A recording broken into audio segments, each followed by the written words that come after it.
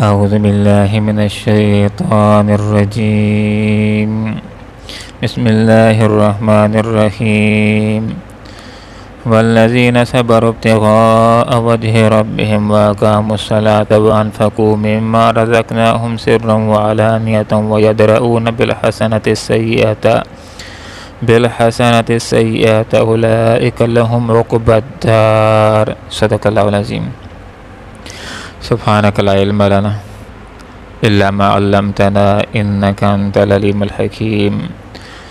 والذین اور جو صبر کرتے ہیں ابتغاء وجہ رضا جوہی کے لیے ربہم اپنے رب کی، واقاموا اور قائم کرتے ہیں الصلاۃ نماز، وانفقوا اور خرچ کرتے ہیں مما اس میں سے جو رزقنا ہم نے دیا ہے ہم ان کو، سرًا پوشیدہ وعلانیہ اور اعلانیہ، ویدرؤون اور دور کرتے ہیں بالحسنات نیکی کے ساتھ، السیئہ برائی کو، اولئک یہی وہ لوگ ہیں لہم کہ ہے ان کے لیے عقبی الدار آخرت کا گھر۔ وہ لوگ جو قرآن کو ماننے والے ہیں، جو نصیحت کو پکڑنے والے ہیں، جو سمجھدار ہیں، جن کو اولو الالباب کہا گیا، جو کامیاب لوگ ہیں، ان کی صفات کا تذکرہ ہو رہا ہے۔ کامیاب لوگوں کی پہلی صفت یہ ہے کہ وہ اپنے وعدوں کو اور معاہدوں کو پورا کرتے ہیں۔ دوسری صفت یہ ہے کہ رشتہ داروں کے ساتھ تعلقات قائم رکھتے ہیں، بائیکاٹ نہیں کرتے۔ تیسری صفت یہ ہے کہ اللہ رب العالمین کا ڈر اور محبت دل کے اندر رکھتے ہیں، اور ان کی ایک صفت یہ ہوتی ہے کہ آخرت کے حساب کتاب کا احساس ان کے دل و دماغ کے اندر ہوتا ہے، آخرت کی جواب دہی کے احساس کے ساتھ زندگی گزارتے ہیں۔ اور ان کامیاب لوگوں کی ایک صفت یہ ہے کہ صبر کرتے ہیں ابتغاء وجہ ربہم اپنے رب کی رضا کے لیے۔ علماء نے صبر کی 3 اقسام کو ذکر کیا ہے۔ صبر علی الطاعہ ایک قسم ہے نیکیوں کے اوپر صبر کرنا۔ نیکیوں کے اوپر صبر کرنے سے مراد یہ ہوتا ہے کہ نیکیاں کرتے ہوئے انسان کو جو تکلیف ہوتی ہے اس کو برداشت کرنے کے اوپر بھی انسان کو صبر جیسا اجر و ثواب ملتا ہے۔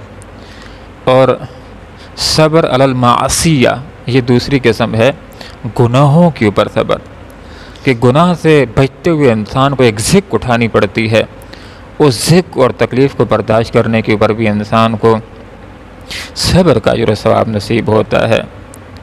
اور صبر کی تیسری قسم صبر علی المصیبہ، مصائب کے اوپر، پریشانیوں کے اوپر، دکھوں کے اوپر انسان ان کو برداشت کرے، جزا و فضا نہ کرے، شکوہ و شکایت نہ کرے، تقدیر کے اوپر گلے نہ کرے، اس کو بھی صبر کا اجر و ثواب نصیب ہوتا ہے۔ آپ صلی اللہ علیہ وسلم نے ارشاد فرمایا کہ بندہ مومن کا معاملہ بڑا عجیب ہوتا ہے کہ جب کوئی نعمت ملتی ہے تو شکر ادا کرتا ہے، تب بھی اجر و ثواب کو پا لیتا ہے، اور جب کوئی دکھ تکلیف مصیبت آتی ہے اس کے اوپر صبر کرتا ہے، تب بھی اجر و ثواب کو پا لیتا ہے۔ یاد رہے کہ صبر کا اجر و ثواب انسان کو اس صورت کے اندر پورا ملتا ہے جس وقت انسان صدمے کی ابتدائی کیفیات کے اندر صبر کرتا ہے۔ ایک عورت بیٹھی ہوئی تھی، ایک قبر کے اوپر رو رہی تھی، آپ صلی اللہ علیہ وسلم کا وہاں سے گزر ہوا، آپ نے اس کو تقویٰ کی، اللہ سے ڈرنے کی اور صبر کرنے کی نصیحت کی۔ وہ عورت آپ صلی اللہ علیہ وسلم کو جانتی نہیں تھی، اس نے کہا کہ تم یہاں سے چلے جاؤ، مجھے جو مصیبت پہنچی ہے وہ تم کو نہیں پہنچی ہے۔ آپ صلی اللہ علیہ وسلم اپنے راستے پر ہو لیے چلے گئے۔ کسی نے اس عورت کو کہا کہ تمہیں معلوم ہے کہ یہ شخص جس نے آپ کو نصیحت کی ہے کون تھا؟ یہ تو اللہ کے رسول تھے۔ اس کو احساس ہو گیا۔ اب معافی مانگنے کے لیے آپ صلی اللہ علیہ وسلم کے دروازے کے اوپر پہنچ جاتی ہے، دروازے کے اوپر کوئی چوکیدار نہیں تھا۔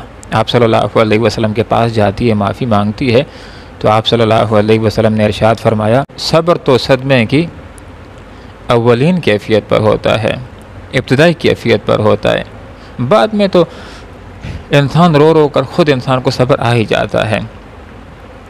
اور یہ رونا صبر کے منافی نہیں ہوتا، رونے سے صبر کا اجر و ثواب ضائع نہیں ہوتا، بلکہ صبر کا اجر و ثواب شکوہ سے، گلہ سے، جزا فضا کرنے سے، تقدیر کی پر شکوہ شکایت کرنے سے انسان کے صبر کا اجر و ثواب ضائع ہو جاتا ہے۔ آپ صلی اللہ علیہ وسلم کے ہاتھ مبارک کے اندر اپنی بچی کا بچہ تھا، جان کنی کے عالم کے اندر تھا، دنیا سے رخصت ہو رہا تھا۔ آپ صلی اللہ علیہ وسلم کی آنکھوں مبارک سے آنسو رواں تھے۔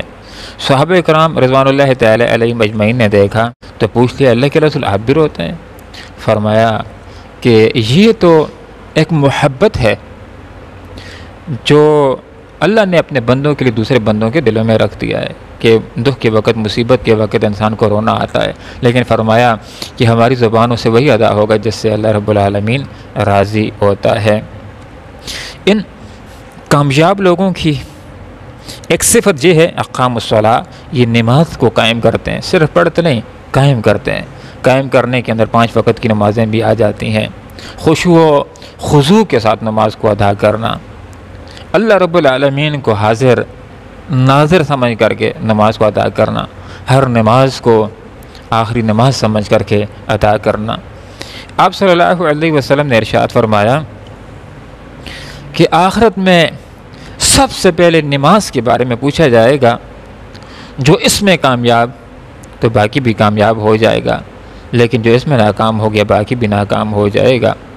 ایک روایت میں آتا ہے، آپ صلی اللہ علیہ وسلم نے ارشاد فرمایا کہ جس بندے نے نماز کی محافظت کی، 5 وقت کی نماز کو خشوع و خضوع کے ساتھ ادا کیا، تو یہ نماز آخرت میں اس کے لیے دلیل ہوگی، برہان ہوگی، نور ہوگی، نجات کا ذریعہ ہوگی۔ اور وہ آدمی جسے نمازوں کی محافظت نہ کی تو یہ نماز اس کے لیے نہ دلیل ہوگی، نہ نور ہوگی، نہ برہان ہوگی، اور نہ نجات کا ذریعہ ہوگی۔ ایک روایت کا مفہوم ہے، آپ صلی اللہ علیہ وسلم نے ارشاد فرمایا کہ نمازی آدمی کی بخشش اللہ رب العالمین نے اپنے ذمے لے رکھی ہے، اور جو نماز کا اہتمام کرنے والا نہیں، اس کی بخشش اللہ رب العالمین نے اپنے ذمے نہیں لی ہے۔ چاہے گا تو بخش دے گا، اور اگر نہ چاہے تو نہیں بخشے گا۔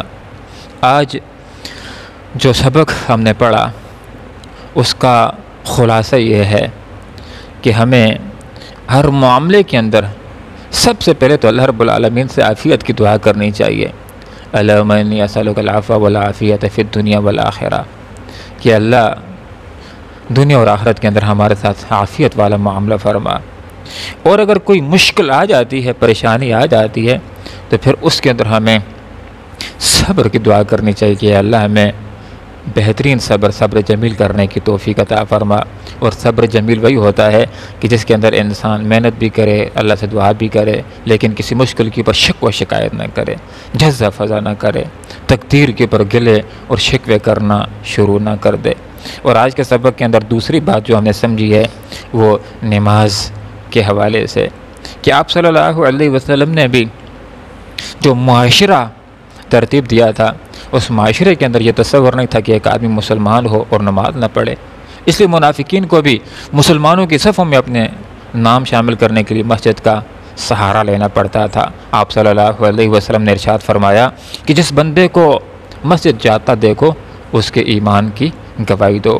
اللہ رب العالمین سے دعا کرتے ہیں کہ اللہ تعالیٰ ہمیں عافیت کی زندگی گزارنے کی توفیق عطا فرمائے، ہمارے ساتھ عافیت والا معاملہ فرمائے، اور اللہ تعالیٰ 5 وقت کی نماز خشوع و خضوع کے ساتھ پڑھنے کی توفیق عطا فرمائے۔ آمین۔ وآخر دعوانا ان الحمدللہ رب العالمین۔ والذین، اور جو صبر کرتے ہیں ابتغاء وجہ، رضا جوئی کے لیے، ربہم، اپنے رب کی، واقاموا، اور قائم کرتے ہیں الصلاۃ، نماز کو، وانفقوا، اور خرچ کرتے ہیں مما، اس میں سے، رزقناہم، جو ہم نے دیا ہے ان کو، سرًا، پوشیدہ، وعلانیہ، اور اعلانیہ، ویدرؤون، اور دور کرتے ہیں بالحسنۃ، نیکی کے ساتھ، السیئہ، برائی کو، اولئک، یہی وہ لوگ ہیں، لہم، کہ ہے ان کے لیے، عقبی الدار، آخرت کا گھر۔ اللہم ربنا آتنا فی الدنیا حسنۃ وفی الآخرۃ حسنۃ وقنا عذاب النار برحمتک یا ارحم الراحمین۔